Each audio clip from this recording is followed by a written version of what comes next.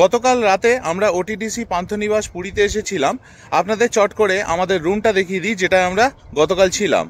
OTDC পান্থনিবাসে আজকে আমাদের room number হচ্ছে 509। আজকে আমরা যে রুমটা নিয়েছি সেটা হচ্ছে স্ট্যান্ডার্ড রুম। এটা একবার আপনাদের দেখিয়ে দিই। এই হচ্ছে আমাদের রুম।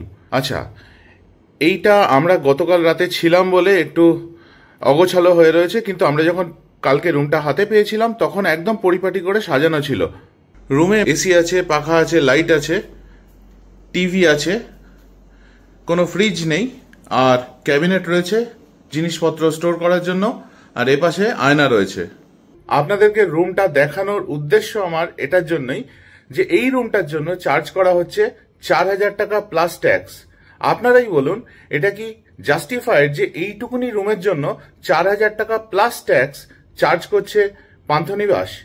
রুমটা দেখুন, রুমটার সাইজটা দেখুন, একদম ছোট্ট। এইটুকুনি রুমের জন্য এত চার্জ করা হচ্ছে। যখন কোনো রুম 4000 টাকা দিয়ে কেউ থাকে তখন সে এক্সপেক্ট করবে যে রুম থাকবে একদম নিট অ্যান্ড ক্লিন, টিপটপ কন্ডিশনে। নিট অ্যান্ড ক্লিন ছিল রুম, সেটা নিয়ে আমার কোনো অসুবিধা নেই, কিন্তু রুমের অবস্থা দেখুন। পেছনে যে ওয়ালপেপারটা রয়েছে সেটা চোখলা উঠে গেছে, এখানে সুইচ বোর্ডে ফাটা, টাইলস দেখুন পুরো ফেটে গেছে, বাথরুমের দরজার হিঞ্জ ভাঙা, দেওয়ালে রং উঠে গেছে। আর আমরা যে স্ট্যান্ডার্ড রুম নিয়েছি এটা কিন্তু নন সি ফেসিং, মানে 4000 টাকায় সমুদ্রের কোনো ভিউ নেই।